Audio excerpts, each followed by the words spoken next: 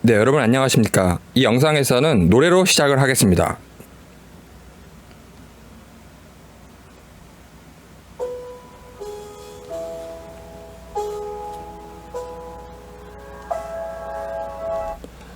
Oh, say, can you see?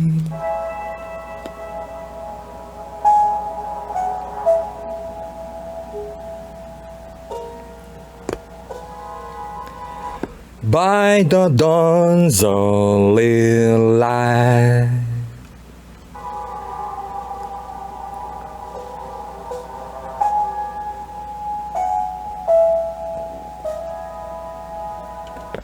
what so proudly we hailed,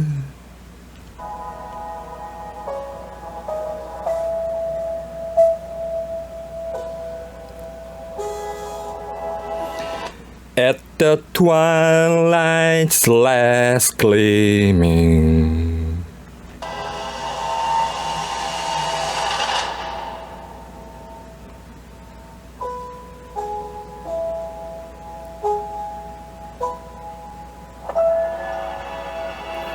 Whose broad stripes and bright stars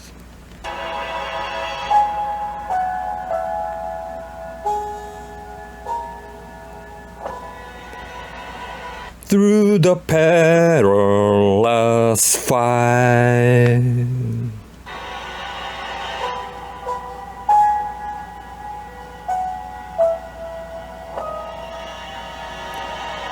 of the ramparts we watched,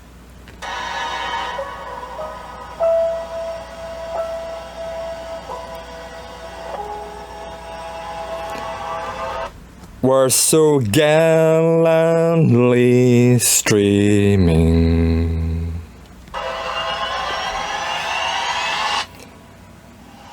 And the rocket's red glare, the bombs bursting in air, gave proof through the night that our flag was still there.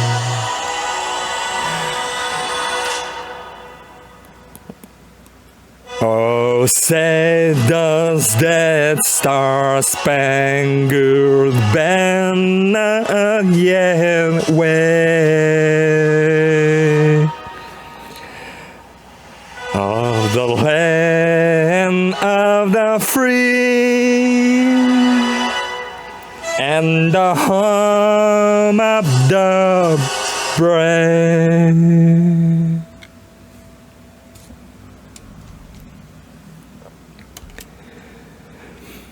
네, 여러분 죄송합니다.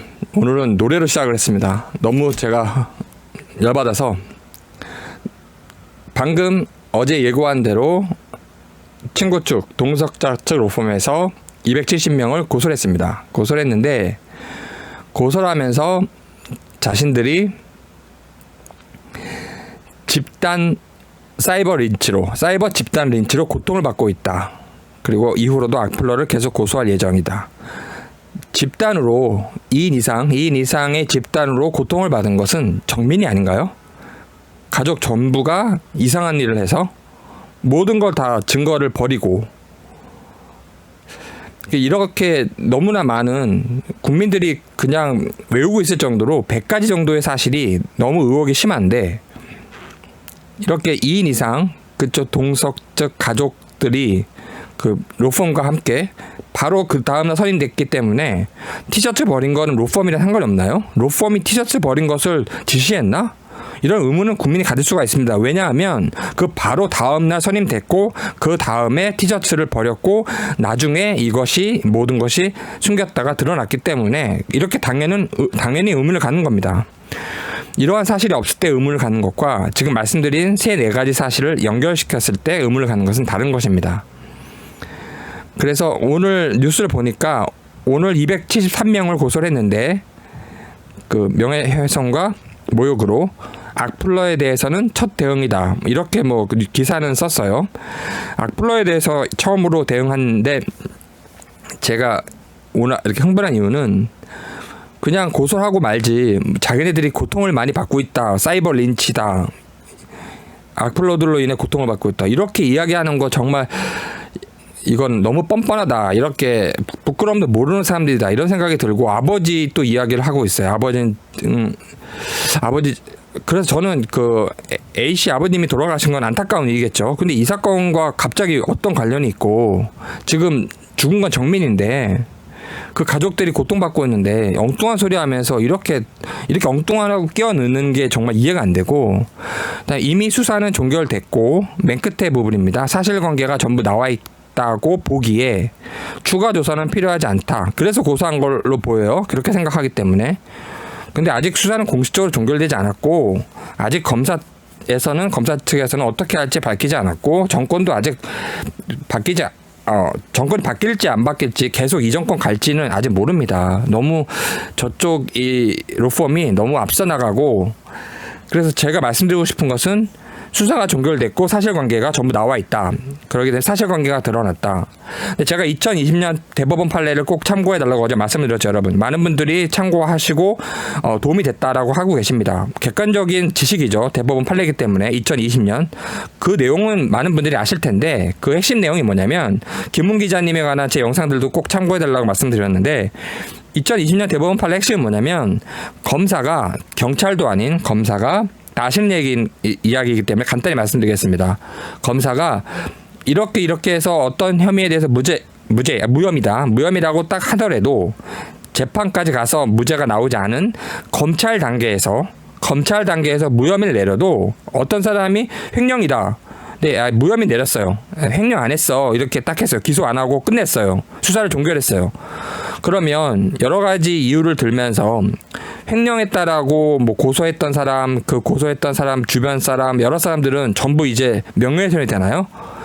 예전에는 그런 식으로 생각할 것처럼 이상한 판례들이 오래된 판례가 있어서 2020년에 대법원이 명시적으로 검사가 어떠한 고소에 대해서 어떤 의혹에 대해서 횡령 무혐의 딱 이렇게 자신들의 검찰 처분을 했어도 이것은 검찰 처분일 뿐이고 국민들이 의혹을 갖는 것은 별개다.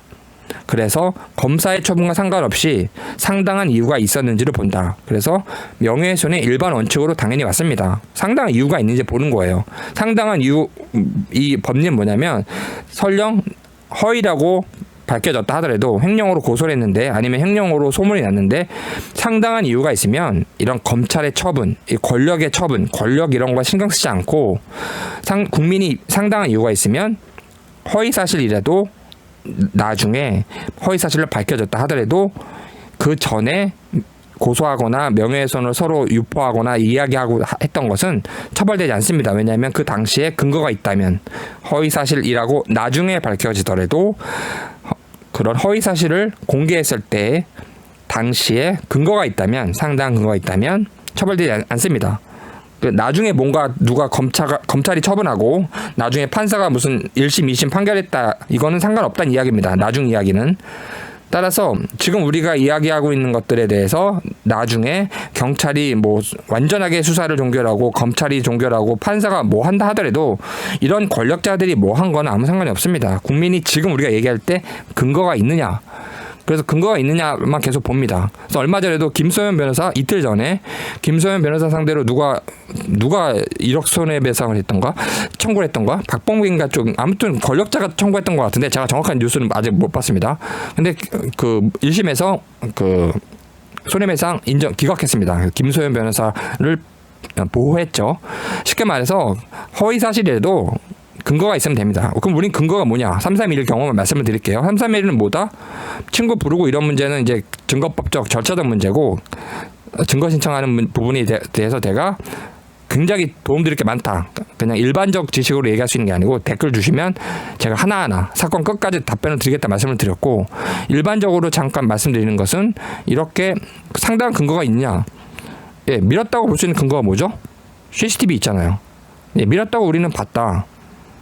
그러면 근데 한 가지 경우 예외가 있어요. 사적 생활이면 사생활이거나 은밀한 생활이면 줄리 이야기, 한예슬 이야기, 2차 이야기, 남자랑 잔 이야기, 동거한 이야기 이런 거는 상당한 이유가 있든 없든 처벌됩니다. 그래서 제가 줄리를 얘기하고 있는 열린 공감 애들 수많은 박지훈 변호사인가 아니면 서기호 변호사인가 이런 변호사들이 다 양아치다라고 얘기하는 겁니다. 왜 양아치다? 그거는 명예훼손과 상관없이 상당한 이유랑 상관없이 인격권은 무조건 보호됩니다. 사생활, 그 정도 사생활, 내밀한 사생활, 성적 사생활, 동거 사생활, 잔 사생활, 2차 사생활 이런 거는 건들 수가 없어요. 여러분 간단합니다. 아시겠죠? 지금 그래서 그걸 혼동하시면 안 돼요. 그거는 건들 수가 없어요. 근데 그 여러 변호사들이 갖가지 이유를 들면서 나 언급하겠다 2차 나가고 동거하고 다 불법입니다. 그래서 양아치라는 거예요. 완전 양아치 애들, 완전 양아치 자파 애들. 그건 건들 수 있다 없다? 없습니다. 한 여인의 내밀한 동거 사실 이런 거는 건들 수가 없습니다. 그냥 이유법이 있고 대륙법이 있고 수많은 영미법도 있고 캐나다, 호주, 그다음에 독일, 일본 이런 거 다 법이 그냥 일관돼요. 이런 거 은밀한 사생활, 깊은 사생활 공개했을 때 수치심 느끼고 여성이 괴로워하고 자살할 정도 이렇게 자살하는 경우도 많죠. 여성들 입장에서는 이런 거 공개하면 안 됩니다. 명예훼손 무조건 처벌돼요. 이런 거는. 그래서 고소가 들어가 있죠. 이미 고발이 들어가 있죠. 윤석열이. 이런 걸 갖고 이거는 상당한 이유가 있다 우리는. 그래서 지금 변호사들이 떠드는데 기본도 모르고 지식도 없고 그냥 양아치들입니다. 양아치 변호사들. 아시겠죠? 그럼 우리는 정민 사건에 대해서 이야기할 수 있느냐? 이거 사생활 아니냐? 이거 사생활 아닙니다. 이건 공적 사안입니다. 여러분. 차이점 아시겠죠? 줄리, 한예슬은 공적 사안이 아닙니다. 정민 사건은 어떤 사건이다? 공적 사안입니다. 여러분. 공개 장소에서 발생했고 CCTV가 공적 자료고요. 그다음에 경찰이 개입돼 있고 로펌이 개입돼 있습니다. 그리고 국민들이 다 계속 처음부터 끝까지 이것을 관찰하고 여론 형성해왔던 사건입니다. 공개 장소에서 발생한 사건입니다. 여러분.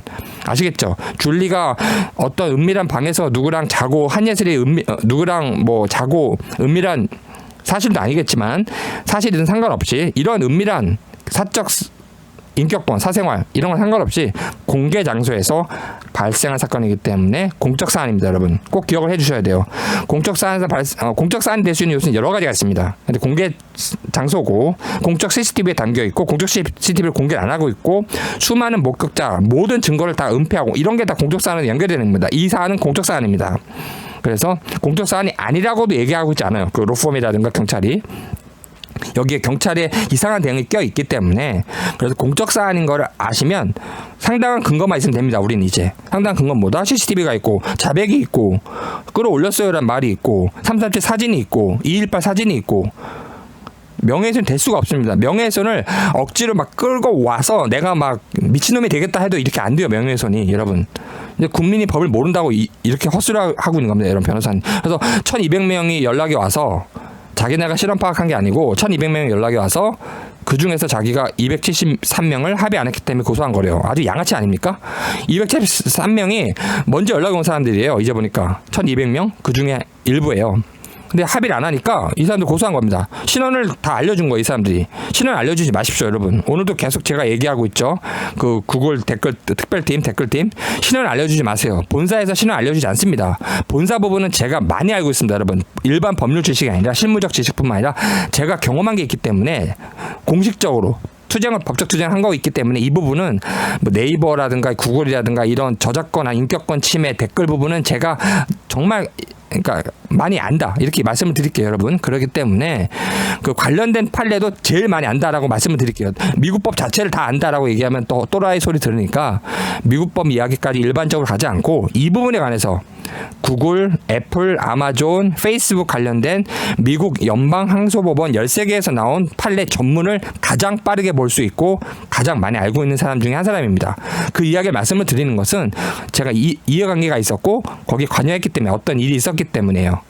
그래서 제가 많이 안다라는 취지가 아니고 우연이든 과거의 어떤 일 때문에 알게 된 그래서 여러분께 소개해드릴 수 있는 겁니다. 모든 사람들이 자기의 경험을 이야기하듯이 솔직히 말씀을 드리는 거예요. 따라서 이 부분에 관해서 구글 본사에서 이제 알려줄 가능성이 많다 없다? 신의 한수님도 정확히 보시고 계시고 종이님도 마찬가지고 구글 본사에서는 함부로 알려주지 않습니다. 우리나라 정보를 그렇게 두려워하지 않아요. 자기네들 원칙대로 가지.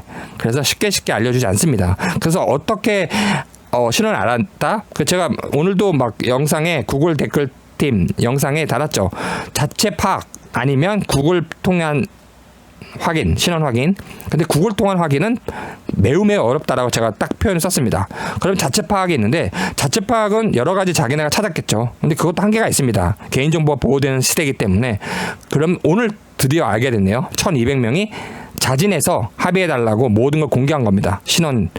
그 중에서 합의 안 본 273명을 고소한 거예요. 완전 양아치.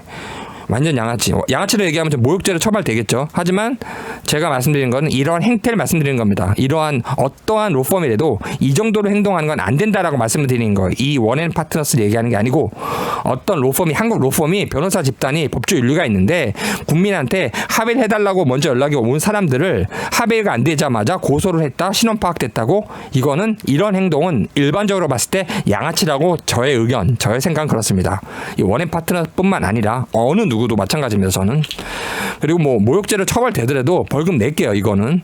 따라서 제가 말씀드린 거는 정말 밑바닥 수준이고 그래서 신원 확인을 먼저 해주지 마시라는 게 제 취지입니다. 전부 이 신원 확인을 이런 식으로 먼저 연락 온 사람들 중에서 골라서 고소한 거네요. 따라서 무죄될 수밖에 없다라는 얘기 말씀드렸죠. 친구를 부르는 게 핵심인데 이제 그 증거법상 증거 신청상의 이건 핵심 실무적인 건데 이걸 잠시 변론으로 하더라도 말씀드렸죠. CCTV가 있고 그걸 보고 국민이 얘기한 거고 저 민거 아니야? 저 혼자 올라왔는데 337 전화했을 때는 없었잖아. 사진에. 이 다 근거가 있습니다. 유죄가 나올 수 없습니다. 여러분. 꼭 기억해 주세요. 여러분. 그리고 설령 모든 게 다 판사들이 1심이든 2심이든 이상한 또 좌파 판사들이 친구는 무죄야. 완전히 깨끗해 라고 하더라도 그것만으로 모든 게 사실 정리가 되지 않는다라는 게 2020년 대법원 판례입니다. 경찰 나부랭이, 검사 나부랭이, 판사 나부랭이가 권력자들이 이렇게 뭔가 자기네가 판단을 하고 종결을 하더라도 결정을 내더라도 국민은 그거와 상관없다. 이게 2020년 대법원 판례 핵심 최신 판례입니다. 여러분. 마음껏 근거가 있는 이상 CCTV를 보고 마음껏 얘기하세요. 하지만 음모론처럼 이상한 말이 안 되고 누구도 인정할 수 없는 뭐 폭행을 했어 쓰러졌어요.